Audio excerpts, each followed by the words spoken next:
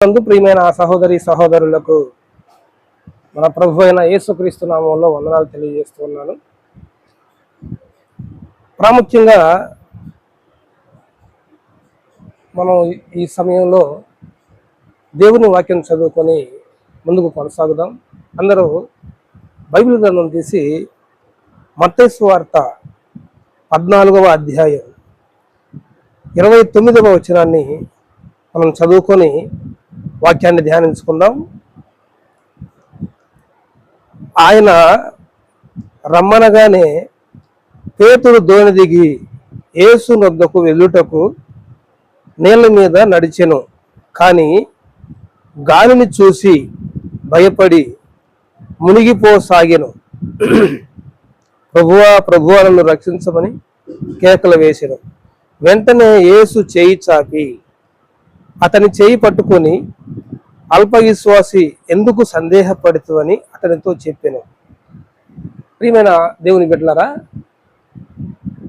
ఇప్పుడు మనం చదువుకున్న లేఖన భాగం ఎన్నో మరలు మనం ధ్యానించాము. ఆ సందర్భం ఏమిటంటే, యేసు ప్రభు సాయంకాల సమయంలో అందరినీ పంపివేసి ఏకాంత ప్రార్థనకు ఒక కొండ మీదకి వెళ్ళి ప్రార్థన చేస్తూ ఉన్నాడు. అయితే తన 12 మంది శిష్యులు ఒక దోణె తీసుకొని సముద్రం మీద ప్రయాణం చేస్తూ ఉన్నారు. మొదటి 3 జాములు యేసు ప్రభు శిష్యులు ప్రయాణం చేశారు సముద్రం మీద. ఇక 4వ జాము స్టార్ట్ అయింది. అప్పుడు సముద్రం మీద గాలి భయంకరంగా వీచటం వలన అలలు ఎగసి వాళ్ళు నడుపుతున్న దోణిను ముందుకెళ్లకుండా అడ్డగిస్తూ ఉన్నాయి. దేవుని బిడ్డలారా, పగటిపూటే సముద్రం మీద ప్రయాణం చాలా భయంకరంగా ఉంటుంది. అటువంటిది యేసు ప్రభు శిష్యులు రాత్రి పూట ప్రయాణం చేస్తూ ఉన్నారు. ఆ ప్రయాణంలో అలలు ఎదురయ్యి వాళ్ళ ప్రయాణాన్ని అడ్డగించి వాళ్ళు ఒకవైపు నడుపుతుంటే దోణి మరోవైపు వెళ్తూ ఉంది. వాళ్ళు ఆ దోణిను కంట్రోల్ చేయటంలో కష్టపడి అలసిపోయి ఉన్నారేమో. అటువంటి సమయంలో యేసు ప్రభు సముద్రం మీద నడుచుకుంటూ వాళ్ళ దగ్గరకు వచ్చాడు. అప్పుడు వాళ్ళు ఏమనుకున్నారంటే, ఏదో దెయ్యమో భూతం అనుకొని భయపడి భూతం అనుకున్నారు. అప్పుడు ప్రభు ఒక మాట చెప్పాడు, భయపడబాకండి, నేనేలే అన్నాడు. ఇక్కడ మనం గమనించాల్సిన విషయం ఒకటి ఉంది.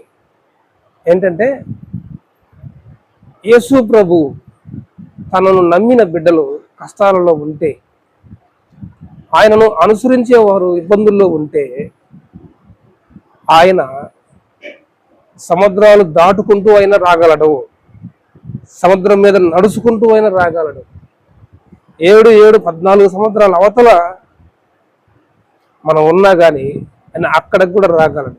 సముద్రంలో అడుగు భాగాన మనం ఉన్నా అక్కడ కూడా ఆయన రాగలడు. ఎందుకంటే మనం అంటే ఆయనకు అంత పిచ్చి. తన ప్రాణం కంటే ఎక్కువగా నిన్ను నన్ను దేవుడు ప్రేమించాడు. అందుకని భక్తులు ఆయన ప్రేమ గురించి పాటలు పాడుతున్నారు. పర్వతాలు తొలగవచ్చు, తత్తరిల్లు మెట్టలన్నీ ఈడిపోదు నా కృప నీకు అని. తల్లి అయిన మనసునేమో నేను నిన్ను మరవను అని ఆయన ప్రేమ గురించి వర్ణించి పాడారు. నిజమే, ఆయన నిన్ను నన్ను అంతగా ప్రేమిస్తున్నాడు.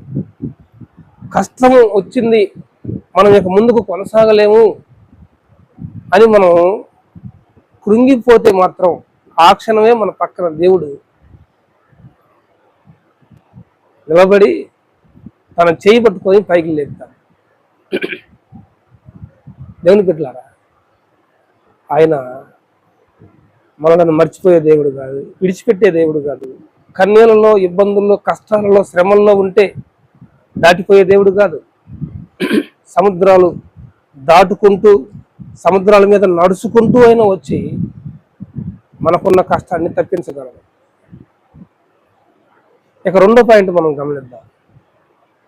ఇక వారు యేసు ప్రభుని చూసి, ప్రభువా మా కోసం నువ్వు వచ్చావా ప్రభువా, మేము కష్టపడుతున్నావు అని, సముద్రంలో ముందుకు కొనసాగలేకపోతున్నామని వచ్చావా ప్రభువా, నువ్వేనా?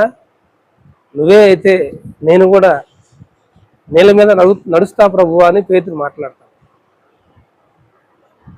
ఆయన పేతురు వచ్చేయమనగానే, ఆయన రమ్మనగానే పేతురు నీళ్ళ మీద నడవడానికి నీళ్ళ మీద అడిగేశాడు. దేవుని బిడ్డలారా, ఇక్కడ మనం మరొక రెండో విషయాన్ని గమనించాలి. ఏంటంటే 12 మంది యేసు ప్రభు శిష్యులు ధోనిలో ఉన్నారు. అయితే 11 మందికి నీళ్ళ మీద నడవాలనే ఆలోచనే రాలా, కానీ పేతురుకు వచ్చింది. పేతురు నీళ్ళ మీద నడవడానికి సాహసం చేస్తూ ఉన్నాడు. మిగతా 11 మంది ఏమని ఉంటారో మీరు ఒకసారి ఆలోచించండి. ఓ పేతురు, ఇంతవరకు నీళ్ళ మీద నడిచిన చరిత్ర ఒక్కసారి కూడా లేదు. ఆయన మనుషులు నీళ్ళ మీద నడవటం ఏంది పేతురు, పిచ్చేమని పట్టిందే? దిగొద్దని కొంతమంది, దిగు ఏం కాదులే అని కొంతమంది. బహుశా పేతురుని భయపెట్టేవాళ్ళు, ప్రోత్సహించేవాళ్ళు ఉండే ఉండొచ్చు. అవన్నీ పేతురు లెక్క పెట్టలేదు. కానీ ప్రభువు ఎదురుగా ఉన్నాడు. నేను నీళ్ళ మీద నడవాలా, నేను నడుస్తానని ధైర్యంగా తన పాదం నీళ్ళ మీద మోపాడు. దేవుని బిడ్డలారా, ఇక్కడ పేతురు మనకు నేర్పుతున్న పాఠం ఏంటంటే, ప్రభు కోసం ధైర్యంగా అడుగు ముందుకు వేయటం మనం కలిగి ఉండాలి. ప్రభు కోసం ధైర్యంగా పేతురు ముందడిగేశాడు. నువ్వు నేను వేయగలవా? ప్రభువు నమ్ముకుంటే మనకేమొస్తుంది? వదిలే ప్రభు వద్దు, ఏం వదిలే అని భయపెట్టేవాళ్ళు, తృణీకరించేవాళ్ళు. ప్రభువు నమ్ముకున్నాక నీకేం జరిగిందయ్యా అని కుంగిపోయేటట్టు మాట్లాడేవాళ్ళు ఎందరో ఉన్నారు. ప్రభువుని నమ్ముకుంటే పెళ్లి చేయమని, ప్రభువుని నమ్ముకుంటే మీకు సమాధిలో స్థలం ఇవ్వమని, ప్రభువుని నమ్ముకుంటే మా పొలంలో నుంచి వెళ్ళేస్తామని బెదిరించిన ధైర్యంగా ముందడుగేసేవాడు ప్రభువుకు కావాలి. దేవుని బిడ్డలారా, పేతురు 12 మంది ధోనిలో ఉన్నప్పటికీ పేతురు ఒక్కడే సాహసం చేస్తా ఉన్నాడు, ముందడుగేయడానికి కూనుకుంటా ఉన్నాడు. మిగతా 11 మంది అట్లాంటి సాహసం చేయాలి. ఎవరైతే దేవుని కొరకు ధైర్యం కలిగి ముందుకు అడుగేసి తన పనిలో ముందుకు కొనసాగుతారో వారిని దేవుడు వాడుతుంటాడు. ధైర్యంగా ముందడిగేసి పని ప్రారంభించేవాడి వల్ల దేవునికి మహిమ ఉంది. అటువంటి వాళ్ళు దేవుని రాజ్యాన్ని కట్టగలరు. అటువంటి వాళ్ళు దేవుని కొరకు ఏదైనా చేయగలరు. తిరిగి వాళ్ళలాగా పాస్టర్ గారు ఏదో అన్నాడని, సంఘంలో ఎవరో ఏదో అన్నారని, వాళ్ళు అట్లా అన్నారని, వీళ్ళు అట్లా అన్నారని భయపడి వెనకడిగేసి ఆగిపోతావా? భయంతో ఆగిపోతావా? భయపడేవాడు పరలోక రాజ్యం చేరడని దేవుని వాక్యంలో ఉంది. కాబట్టి పేతురు వలె ధైర్యవంతులు ఇప్పుడు కాలంలో కావాలి. ధైర్యం కలిగి ఉన్నవారే దేవుని పని బలంగా చేయగలరు. చూస్తున్నారుగా, ఇప్పుడు ఎంతోమంది సేవకుల్ని చంపేస్తా ఉన్నారు, అయినా ధైర్యంగా సువార్త ప్రకటిస్తున్నారు. వాళ్ళు దేవునికి మహిమ తీసుకొస్తా ఉన్నారు. చంపేస్తారని, రాళ్ళతో కొడతారని, చెప్పులతో కొడతారని భయపడి దాక్కుంటావా? ఎన్ని రోజులు మూలన దాక్కుంటావు? ఎన్ని రోజులు తిరిగి పన్నలాగుంటావు? దేవుని కొరకు పనిచేయవా? మనం దేవుని కొరకు పనిచేయాల్సిన బాధ్యత మన మీద లేదా? కాబట్టి ధైర్యంగా దేవుని పని చేయడానికి పూనుకోవాలి. అటువంటి వారి వల్ల దేవుని రాజ్యం కట్టబడింది. ఇక మరొక విషయం మనం గమనించాలి. ఇక్కడ పేతురు నీళ్ళ మీద నడవటం ప్రారంభించి కొద్ది దూరం ప్రయాణం చేసిన తర్వాత అలల వైపు చూసి పేతురు మునిగిపోసాగెను అని మనం చెప్పుకుంటా ఉంటాం. ఇక్కడ గమనించాల్సిన విషయం ఏంటంటే, యేసు వైపు కాకుండా నీ గురి, నీ గమ్యం తప్పిందంటే వెంటనే మనం చచ్చిపోతాం, వెంటనే మన మరణం సంభవించుద్ది, వెంటనే మనకు మరణం మన వెంటనే ఉంటుంది. ఇది మనం పేతురు దగ్గర నేర్చుకోవాల్సిన మరొక పాఠం. ఎప్పుడైతే పేతురు యేసు వైపు కాకుండా గాలి వైపు, అలల వైపు, తనను భయపెట్టే విషయాల వైపు చూసినప్పుడు పేతురుకి ప్రాణం పోయే పరిస్థితి ఏర్పడింది. అందుకని భక్తులు పాట పాడుకున్నారు, నా గురి నీవే, నా దరి నీవే, ఆగిపోదు నా పాట గమ్యం చేరేదాకా అన్నట్టు, గమ్యం చేరాలని, నీతో ఉండాలని, ఇట్లా యేసు ప్రభువే గమ్యం కలిగి భక్తులు, సేవకులు కొనసాగుతూ ఉన్నారు. అట్లాంటి గురి కలిగి ప్రయాణం చేసేవారు ఎన్నడూ మునిగిపోరు, వారిని ముంచజాలదు ఏది కూడా. దేవుని వాక్యం సెలవిచ్చింది కదా, అగ్నిలో పడి నువ్వు వెళ్ళినా అది నిన్ను కాల్చజాలదు, జలములలో పడి నువ్వు వెళ్ళినా అవి నీ మీద పారజాలవు అని చదువుకుంటున్నాం కదా. కాబట్టి గురి ఆయన వైపు నిలిపితే మనం మునిగిపోము.